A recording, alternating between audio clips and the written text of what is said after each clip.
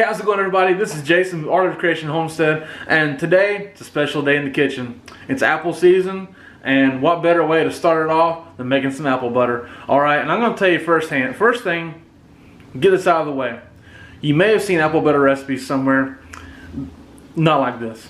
Not like this. You can go search across the whole internet, search the entire internet. I don't care. Go ahead. But you're not going to find one this darn good. Yes, it's my wife's recipe. Okay, I may be a little biased, but I'm telling you something right now. I also know how to eat. And this stuff right here is well worth your time. Stop searching for another apple butter recipe. Use this one. Okay, do yourself a favor. Use this one. It's not your average apple butter. She takes it above everything else. Make this apple butter. Okay, let's bring you over here.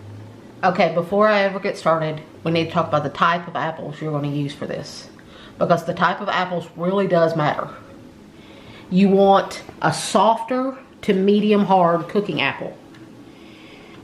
What I'm using here, you may not have heard of if you are out of the state of Ohio. This is an Ohio apple. Actually, it's the Ohio State apple. These are called Melrose. And as you can see, they have a rough, russet skin. But the sweetness, they have a great sweetness. They're crisp, they're medium hard. If you can't find these, you can use Jonathan's, you can use Cortland. Macintosh. My mom usually used Macintosh for her apple butter, which this is very close to my mom's apple butter. Because she was who I learned to make apple butter from. If you're in the South, my mother-in-law uses Mutsu. Also called Crispin. You can use wine sap or Stamen wine sap. That gives you an idea of what you can use. I've even heard of some people using Gala for that. But because these are medium hard, if you use Macintosh or Jonathan or something like that that is really soft, you won't have to do the step of pureeing it a little. I have to puree it a little because these are medium hard. But the flavor of these is worth it to me. So now we will get started with the process of peeling. Now, this is my best friend this time of year. It's an apple peeler. You've probably seen them. You can get them at Walmart. You can get them anywhere. This one has a suction cup. You can get ones that clamp to your countertop. This one has a suction cup. I prefer the one with the suction cup. And you just pull back on that. Now you're going to find, if you look up apple butter recipes, first you stick it on the prongs. If you look up different apple butter recipes, you're going to find some people tell you to just chunk up the apple, cut it off the core, leave the peel on, and then you'll run it through a food mill afterwards. And a lot of people believe that's a lot faster. To me, using this peeler is so quick that it's about the same difference. And also, I need the peelings because in our next video, you're going to see something amazing that I'm going to do with these peelings. This also slices it, by the way. This peels, slices, and cores all at the same time. So you just crank it and see, it's just peeling it and coring it and slicing it all at the same time. And just like that, your apple's done. Now you'll have to trim off this little bit of skin right here. You'll have to break it off or peel it off. And then from there, my niece calls these Slinky Apples. See? They look like a Slinky. And what I do from here is I just take a knife and I quarter it. That way they're smaller pieces. And see, now you've got little chunks. A very important step, because apples are going to be different from year to year depending on the nature of the year. You always want to taste your apple to see the sweetness level, to see how much sugar you're going to need to add, things like that. You always want to taste it. So here you go, Jason. That's good. Delicious apple though.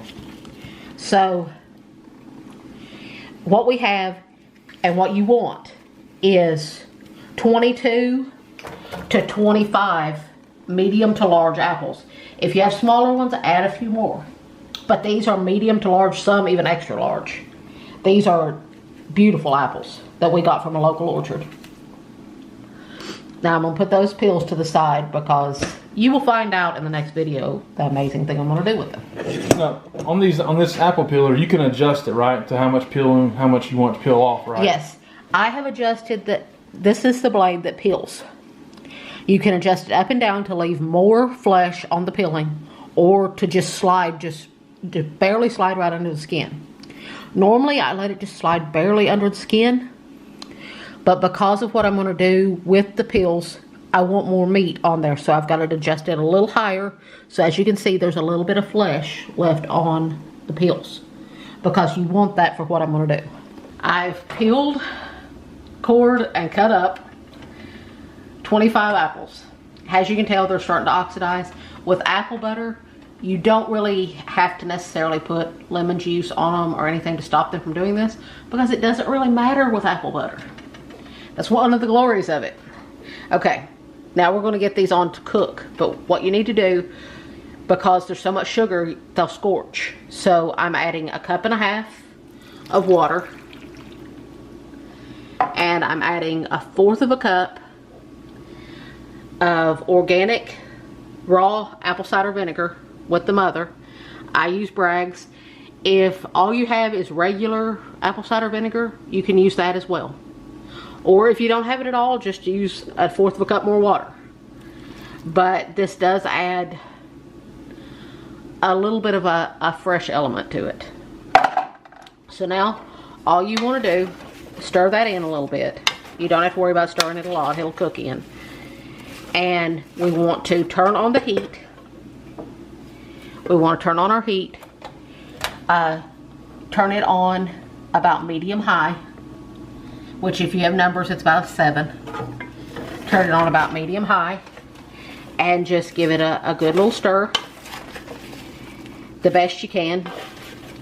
And this process right here is going to take a little bit, because these are going to have to cook down till they are completely soft and mushy. So I'm not going to lie, any apple butter recipe this step is going to take a while. So we'll be back when they're cooked down and mushy. I have a question for you. Okay. The spoon, is there a style of spoon you like to use better for something like this? Well, because I'm using an enamel cast iron pot, I choose not to use something metal or stainless steel, because it may scratch the enamel. But if you are using a stainless steel pot, you can use a stainless steel spoon. I would not recommend using silicone. It will take on the smell of all the spices. When you start adding the spices, it will take on all the smell and you'll never be able to get it out. I usually prefer a wooden spoon. Just safer for all surfaces? Because it's safe for all surfaces. It doesn't take on the smells and stuff, because this is a very well seasoned wooden spoon. So it's going to not take on any flavors. It's not going to do anything. Okay. And it's not going to scratch the surface. Makes sense. Which also reminds me, I'm using an enamel cast iron Dutch oven because it heats more evenly. It holds its heat better. So, but it's not La Crusade. It ain't gonna be the high-end ones. No, it's not La Crusade. This is not La Crusade. This is actually Crock-Pot brand. Crock-Pot brand. Yeah. You can also buy one of Lodge or different ones. But if you don't have this, just use a stainless steel pot of some sort. You really don't want to use non-stick, because non-stick may react with the acid content of the apples and of the vinegar, and it may cause your non-stick coating to come off into your apple butter, and you don't want that. So if you're not using something like this, I would probably recommend stainless steel. This has been cooking for about 20 minutes, and as you can see, it's broke down a lot. I've turned the heat down to medium low so that it slows it way down, and I've added a little bit more water. You will have to keep an eye on it, and if it looks like it's starting to scorch a little in the bottom, or if it looks like it's cooking really well and kind of dry like this is, you may want to add about 1/2 cup more water. Every apple is going to be different. Yes, so you have to keep an eye on it yourself and know if you need to add a little more Based water. off of sugar content and everything. Yes. And you have to stir often to keep from it scorching. Okay, we're back, and this didn't take near as long as it normally would, because here's the thing about apples. The way the apples are is directly affected by the weather when they're growing on the tree. This year here in Southwest Ohio, we had a very late frost. Which a lot of people did. Like most of you did. But then the heat ramped up in June, and we had one of the hottest Junes on record. Almost every day was in the 90s. And as a result, the sugar's concentrated in the apple a lot. So you got a sweeter apple, and as a result, the sugar started caramelizing more. So I had to end up adding probably about 3/4 cup extra water. If that happens to you with your apples where you live and you're making this, just keep adding water until it cooks up like this. That's what you want it to look like. And it cooked really fast. Normally this can take an hour to an hour and a half. This took 45 minutes exactly to get to this consistency.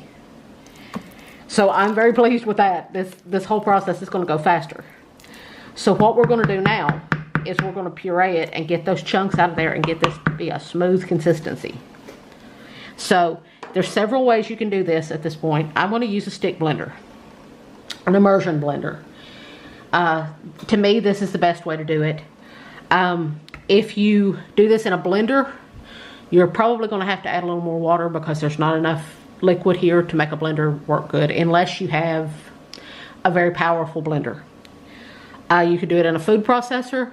You could do it in a food mill. You could even do it with a potato masher.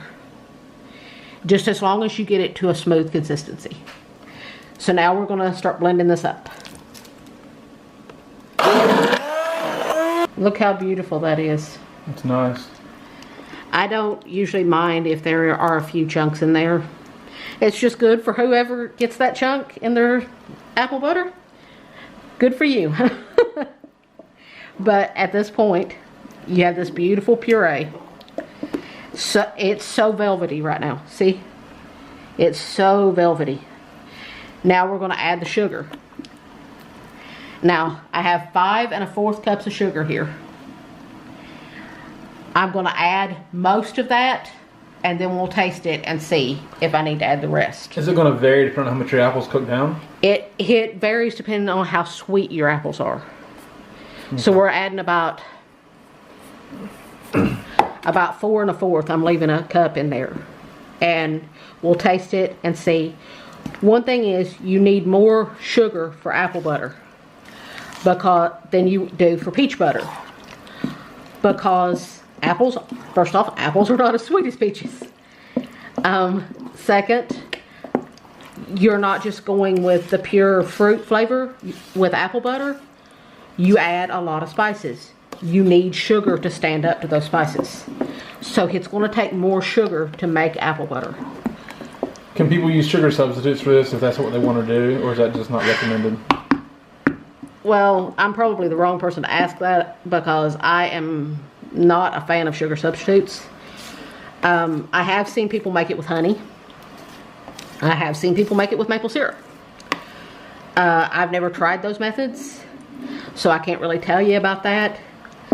I've never canned with sugar substitute, so I can't really tell you about that either. Could that react weird in canning? It could react weird because sugar substitutes are chemical base. Mm-hmm. It could react weird in canning. I probably wouldn't recommend it. Okay. I personally am using pure cane sugar. I am not using beet sugar. I am using pure cane sugar. So, at this point, I'm going to taste it and see where we're at on sugar content and see if I need to add that other cup. Yeah, I probably do need to add that other cup. So that's 5 1/4 cups of sugar, because you're going to need that to stand up to all those spices. So, as you can tell, it's became very liquidy now. And when you put this back on the heat, it's going to become even more liquidy. because all that sugar is going to start to melt.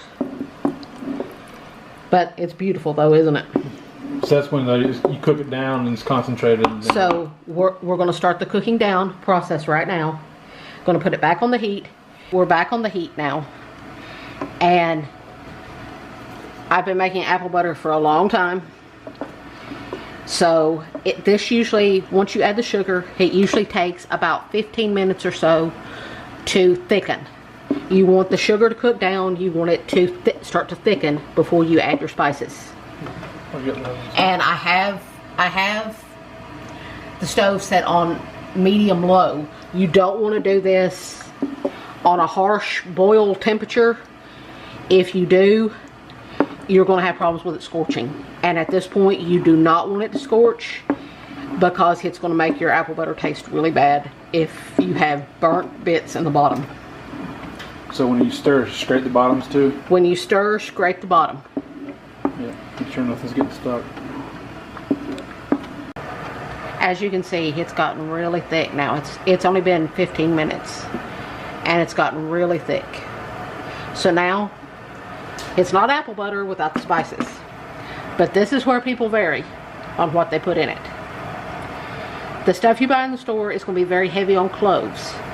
Personally, I think cloves tend to overpower the flavor of the apple. I like mine to still have the flavor of the apple as well. So, I do not put cloves in mine. This is my way. This is the best way. We have 3 tablespoons. Not tablespoons, Lord mercy. 3 teaspoons of allspice. To me, allspice is a more rounder flavor and it complements the apple but don't overpower. We have a scant teaspoon and a half of cinnamon. And we have, this is going to be a new one for some of you. This right here is beautiful stuff. This is a scant teaspoon and 3/4 of cardamom, of ground cardamom. For those of you who have never had cardamom, it has almost a citrusy taste. It's very fresh. It adds a brightness to the apple butter that normally wouldn't be in there. It adds a beautiful, bright, citrusy, almost citrusy note that just takes it up to a completely different level. People are going to taste it and say, I don't know what's different about your apple butter, but I love it. So you want to add all these spices. And you're going to watch it completely change color as I stir this in. It's going to completely change color. It didn't look like a lot of spices, but it's a lot of flavor. It's a whole lot of flavor right there. A whole lot of flavor. You just can't comprehend what just happened. Oh. My mom. You should smell this. No. My mom never added cloves to her apple butter. Her apple butter has always been very allspice heavy, just like mine, because this is based off my mom's recipe. And everyone always told her, this is the best apple butter I've ever tasted. I don't know what you do different, but this is the best apple butter I've ever tasted. And I'm telling you, allspice is a way more round flavor. There's a reason it's called allspice, because it tastes like all the spices combined into one. Although it's just one little berry, it tastes like all the spices combined in one. The aroma. The aroma that after you put that in there is so amazing. And see, it's a beautiful color now. It's not going to be that dark color that you get in the store-bought, because the cloves adds that really dark color. You're going to get a lighter brown color. And there's probably more cinnamon heavy too. Yes. Now, this needs to cook down again, and not really cook down so much, but let the spices meld into it and let them harmonize and sing together. You need to let that happen. So it's going to take about 15 minutes for them to get nice and melded down. You want to keep it really low though, because you're hitting right now with this thickness. You're going to hit the splatter stage, as I call it, where it's going to pop up and splatter. So you're going to stir often. And be careful of those splatters because it's going to be like molten lava hitting your skin. Hot sugar. Because the hot sugar, it's going to be like molten lava hitting your skin. Okay, it's been about 15 minutes. And that has given the spices a chance to meld in really well. You want them to cook in. That way it opens up the flavor. You get more flavor because allspice really needs to open up. And the longer you cook it, the more that allspice is going to open up and the better flavor you're going to get. So now I'll show you the tip that my mom always has taught me about apple butter. I showed you this in the peach butter recipe as well. What you want to do to make sure it's thick enough. First off, when you stir in a figure 8. And see, you can still see that 8 in there. See? That's how you know it's thick. It don't run back together. And see, look at that. Now, we're going to put some on a spoon. I'll show you the other test. See, it'll stand up on a spoon and not run everywhere. No, this is the other test. Let me eat that. This is how you know this is the perfect consistency. No, this is how you know. This is how you know right here.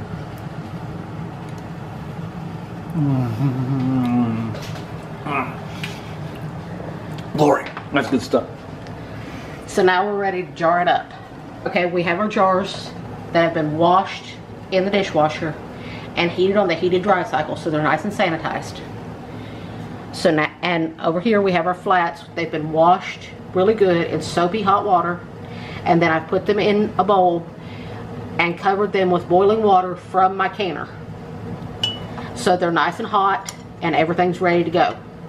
So now, I've told you about my canning station before. If you've seen all my canning videos, then you know this is just review for you. I put out a pie plate and put everything in the pie plate. That way it catches all the drips and you don't have all this mess all over your countertop. So I ladle it up with a mug because you can get more in a mug. Now, we're gonna see how thick that is. Isn't that beautiful? And you want to fill this up. You want to leave a 1/2 inch headspace. Well, headspace is the space between the food and between your food and the top of your jar. So we want to take our handy dandy debubbling tool and we want to run it through and get all the bubbles to come to the top and pop.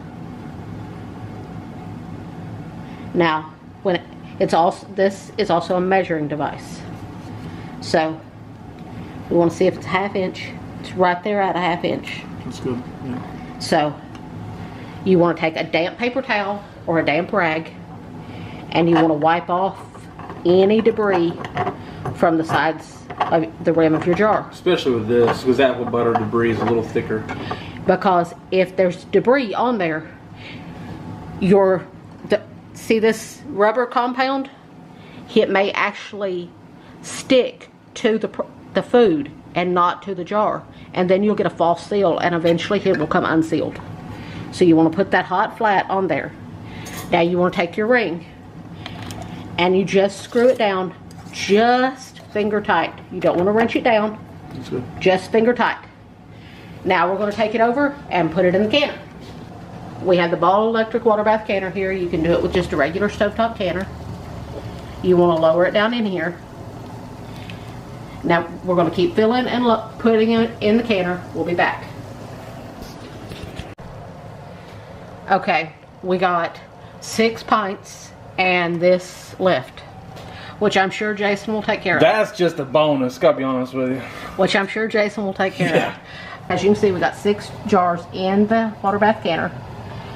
The Ball electric water bath canner has a plate that you put on there to keep from them jiggling around while they're processing. Processing, I just mean boiling.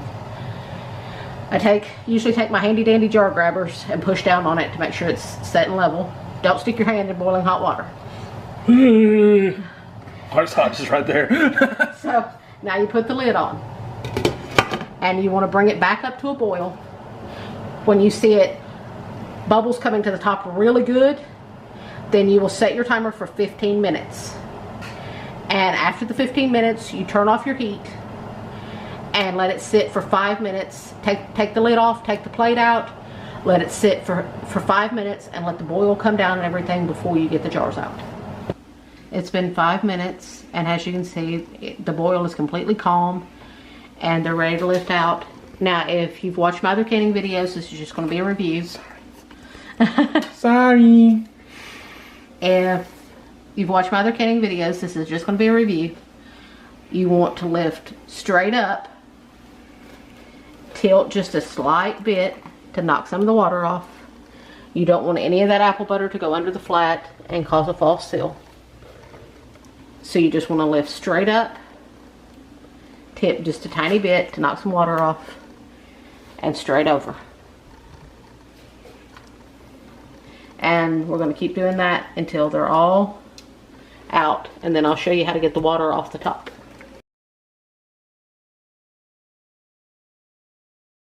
Now, to get the water off the top, you just take a towel or some paper towel and just gently dab. Don't push hard, just gently dab, because you don't want to accidentally seal it.